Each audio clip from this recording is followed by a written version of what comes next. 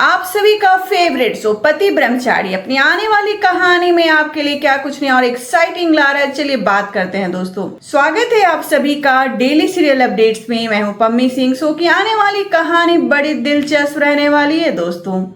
Show की आने वाली कहानी में आप देखेंगे गुलाब हवेली के बीचों बीच छूटेगा ईसा के गुस्से का परमाणु बम।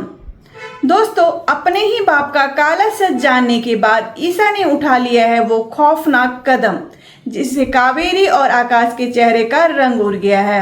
सूरज ने सबके सामने ले ली है एक ऐसी भयंकर कसम जिसे सुनकर गुलाब सिंह के पैरों तले जमीन खिसक गई। दोस्तों, पति ब्रह्मचारी की कहानी में अब एक ऐसा मोड़ आने वाला है जो पूरे ठाकुर खानदान की नींव हिला देगा।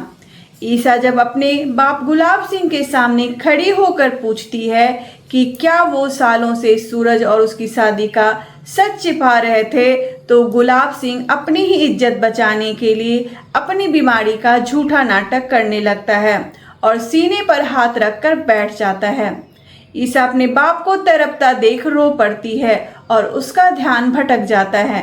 चालाक आकाश इसी बात का फायदा उठाकर सूरज के लाए हुए उन असली पेपर्स को चुपके से आग के हवाले करने की कोशिश करता है, लेकिन तभी हमारी विद्या पीछे से आकर आकाश का हाथ पकड़ लेती है।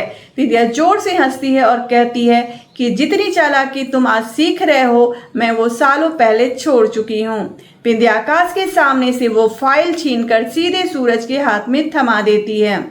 उधर कावेरी जो हवेली में राज करने आई थी, जब देखती है कि विंध्या खुद ईसा और सूरज की ढाल बन चुकी है तो वो गुस्से से पागल हो जाती है।